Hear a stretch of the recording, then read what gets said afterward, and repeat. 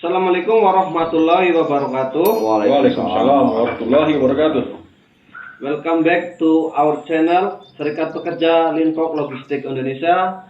Bersama di hadapan saya Bro Rusdi selaku Presiden Aspek Indonesia, dan di sampingnya Bang Jack atau Bro Fahrizal selaku Ketua Majelis Nasional Aspek Indonesia periode 2024-2028. Alhamdulillah bertepatan hari ini tanggal 1 Desember kita kedatangan narasumber yang luar biasa.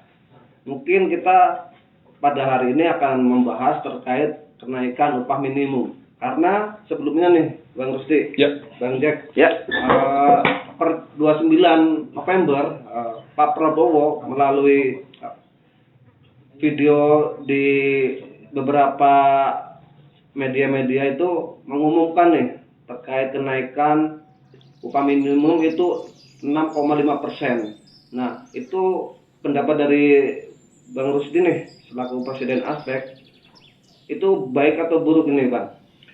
Ya, yang pertama adalah terkait pengumuman kenaikan upah disampaikan oleh Pak Prabowo sebesar 6,5%. Yang pertama, kita mengapresiasi besaran angka 6,5%. Kenapa kita mengapresiasi? Karena memang kalau masih menggunakan PP nomor 51 peninggalannya Jokowi yang secara umum gitu kan, belum sepenuhnya dihapus gitu, maka besaran kenaikan itu nggak lebih hanya sekitar 2,04%. Iya, kan?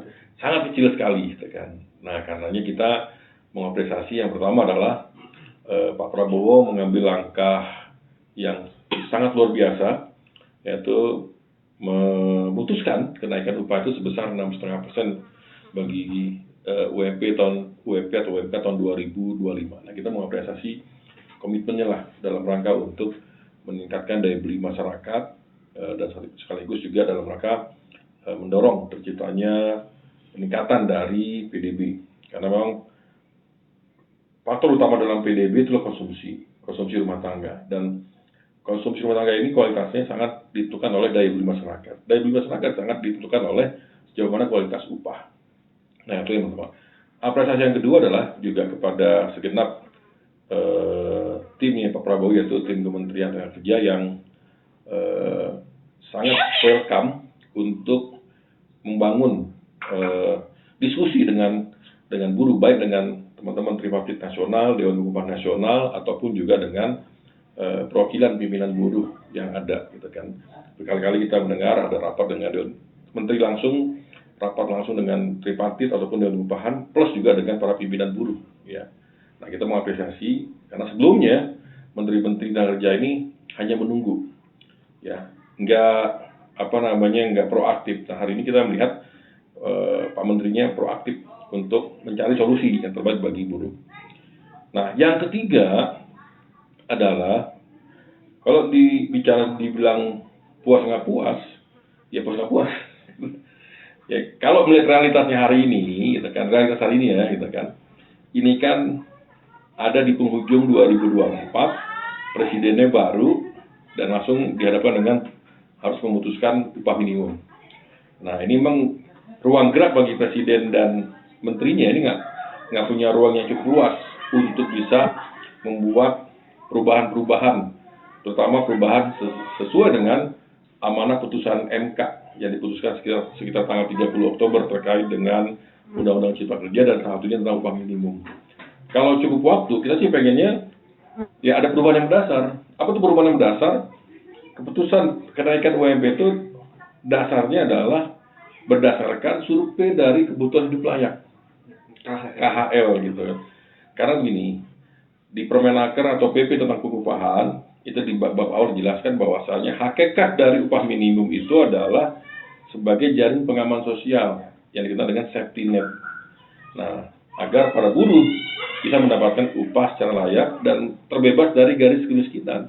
Nah, untuk mengukur seberapa besar garis kemiskinan, terbebas dari garis kemiskinan di satu daerah dengan daerah lain, maka harus survei KHL yang tentunya nilainya beda antara satu kota dengan kota lain, satu provinsi dengan provinsi lain. Nah, survei KHL oleh Jokowi selama 10 tahun dia berkuasa ini dihilangkan. Ya, 6 tahun awal pakai PP 78, kemudian 4 tahun terakhir menggunakan PP 36 dan PP 51 yang kenaikannya dalam 4 tahun terakhir di era Jokowi ini, ya kenaikan upah minimum itu nggak lebih dari 2 sampai 5%. Maka akan dalam 100% ini kita masih sedikit apresiasi karena lebih baik dari 4 tahun Jokowi. Tapi kalau bicara kurang puas, kita kurang puas. Karena kalau aspek sendiri, beberapa waktu lalu tim Dewan Pengupahan Asli Indonesia yang tim Departemen Pengupahan yang juga menjadi anggota Dewan Pengupahan di beberapa provinsi, kita sempat melakukan survei KHL. Hasil survei KHL versi aspek itu adalah untuk Jakarta sebesar 6 juta lebih. 6 juta lebih. Gitu kan. Nah, karena surveinya dilakukan di tahun ini, tapi dipakai buat tahun depan, ya upahnya itu, maka ditambah dengan angka inflasi dan pertumbuhan ekonomi, nggak pakai formula indeks itulah. Maka hasilnya kalau DKI menurut catatan ASOK seharusnya upah DKI itu 6,4 juta. Gitu. Nah, ini kalau kita bicara harapan, maka dibilang puas apa enggak? Ya puas nggak puas, gitu kan. Ya kita kenaikan 6,5% itu angka kompromi lah.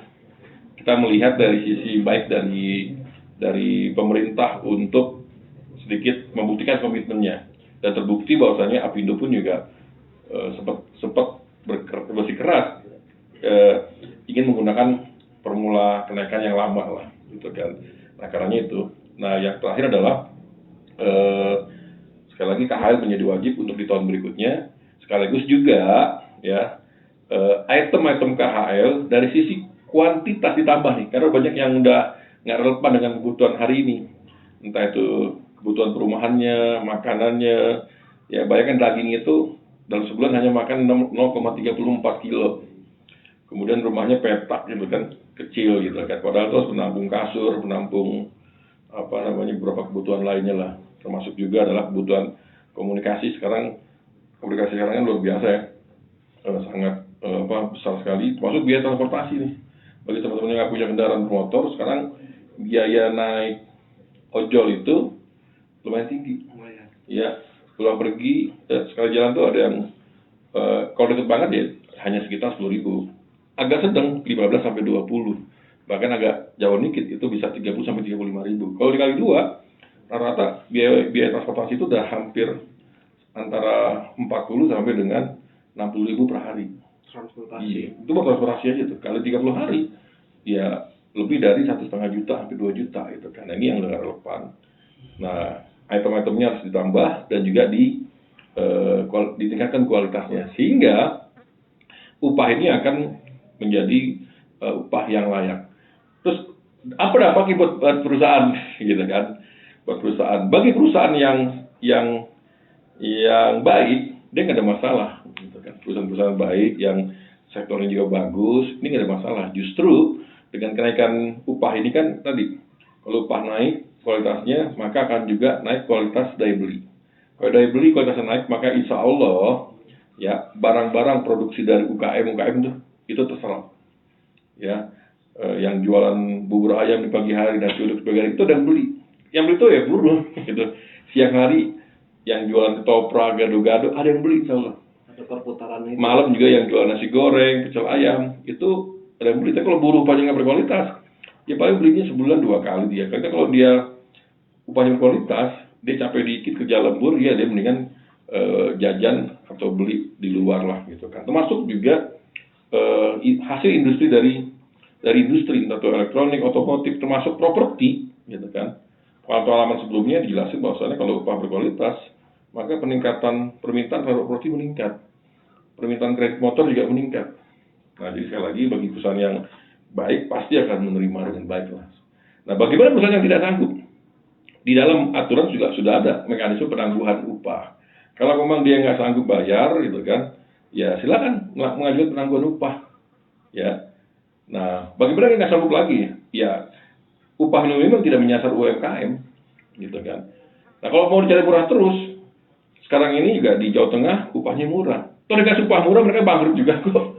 Berarti persoalannya bukan masalah upah, ini persoalannya adalah tata kelola di manajemennya memang yang selama ini manajemennya juga nggak benar atau memang dia rakus dan pelit. Nah, gitu kira-kira. Baik, terima kasih dari Bro Rusdi. Mungkin dari Pak Majenas terhadap kenaikan 6,5% ini tadi disampaikan sama Bro Rusdi selaku Presiden Aspek itu angka yang kompromi.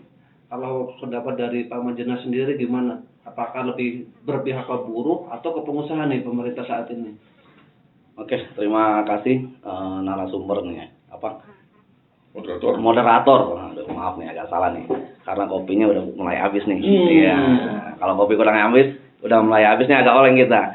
Jadi menurut kita dari aspek Indonesia, kenaikan upah 6,5 ini sepakat dengan Presiden antara suka dan tidak suka gitu kan.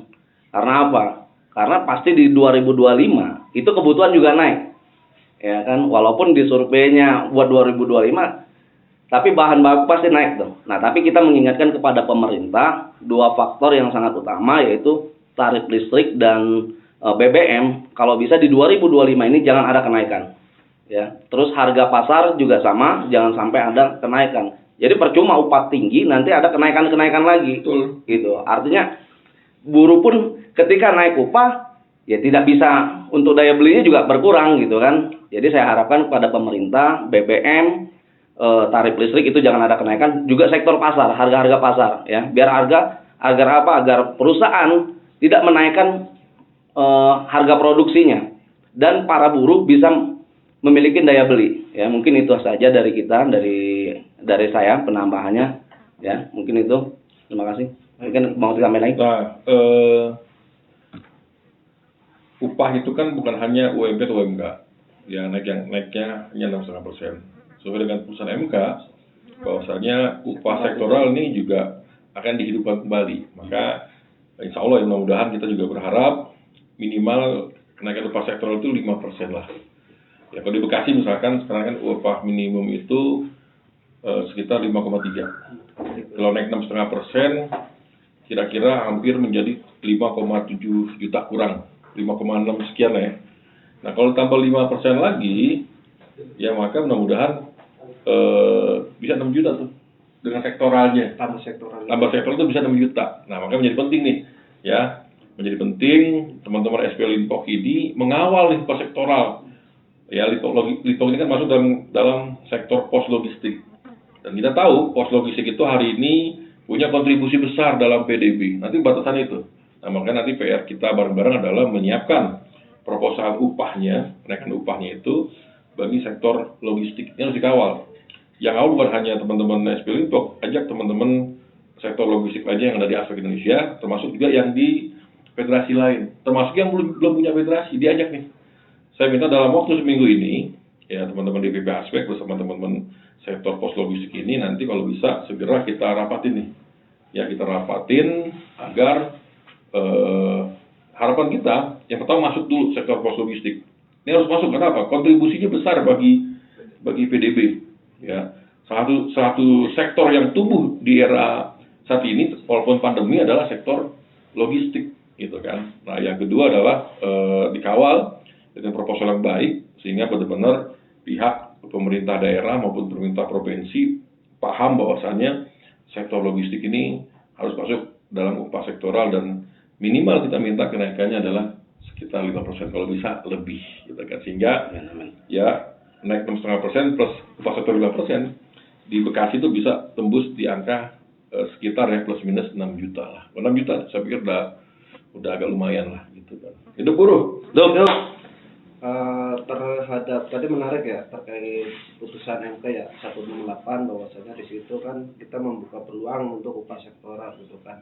Nah, ini peraturan menteri yang nanti ini kita belum tahu nih apakah itu kemungkinan bisa terakomodir atau enggak gitu. Ya, itu udah jelas ya komitmen dari menteri dan juga Prabowo, mereka akan melaksanakan putusan MK. Makanya kalau memang dia nggak melonggar ya, kita mesti mengingatkan dengan berbagai cara. Ya, maka harus kawal nih, penting. Momentumnya dalam 2 minggu ini penting nih mengawal itu. Jangan lengah teman-teman buruh. Baik, terima kasih dari Pak Presiden selaku Presiden Aspek dan Pak Majenas Prof. Richard selaku Majelis Nasional. Mungkin Mungkin sudah kita bisa akhiri perjumpaan kita hari ini. Terima kasih kepada narasumber yang luar biasa hari ini atas pemaparannya. Mudah-mudahan bisa mengedukasi masyarakat pada umumnya dan buruh pada khususnya. Saya akhiri perjumpaan hari ini. Wassalamualaikum warahmatullahi wabarakatuh. Waalaikumsalam warahmatullahi wabarakatuh.